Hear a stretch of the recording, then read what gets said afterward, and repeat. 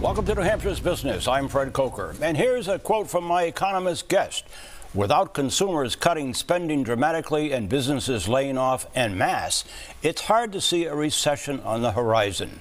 That's a quote from the person sitting next to me, Brian Gottlieb, who is Director of the Economic and Labor Information Bureau at the New Hampshire Department of Employment Security. Welcome.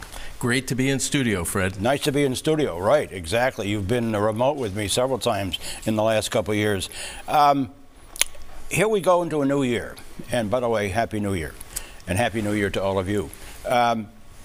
Presentation you've been making in public recently, you say household financial obligations, including debt, are rising.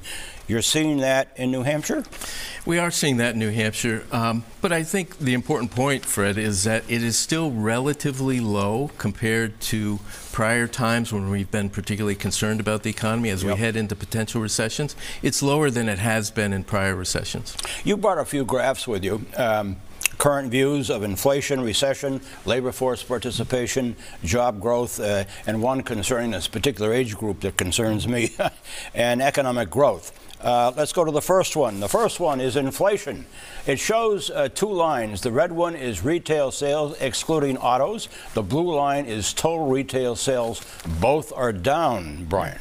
Yeah, they are down, but I think the important point, Fred, is that they're still holding up. I mean, consumers are concerned. Inflation has been rising, prices are higher, but consumers haven't cut back to a degree that makes me especially concerned that we're in an imminent threat of a recession. Yeah. Now to the question of the year, which is recession. Right. This graph shows New Hampshire fears of recession in the red line and U.S. fears in the blue line. Yeah, one of the things that I'd done during the pandemic was try to look for data that was issued on a high-frequency basis. This data is on a weekly basis, and basically it looks at the search intensity on the word recession, both in New Hampshire and in the U.S. And what you see is that if you look just prior to the pandemic, the fears of recession rose as evidenced by people searching on the word recession. It spiked again after the Russian invasion and when gasoline prices spiked and other prices spiked. But it's come down, and it's come down more in New Hampshire. And gasoline prices are down. Right. The next graph grabbed my attention, labor force participation. The blue bars on the left show participation declined by age group from the oldest on top to the youngest on the bottom. And pay attention to the age group that's concerning at the bottom, the 20 to 24-year-olds. And all those bars on the left are decline in participation. The three bars on the right are increase in participation. Most of it is decline. Yeah, it has declined everywhere. It's declined nationally. It's declined most among younger folks. Initially, it declined very significantly in older age groups, concerns about the pandemic, health issues.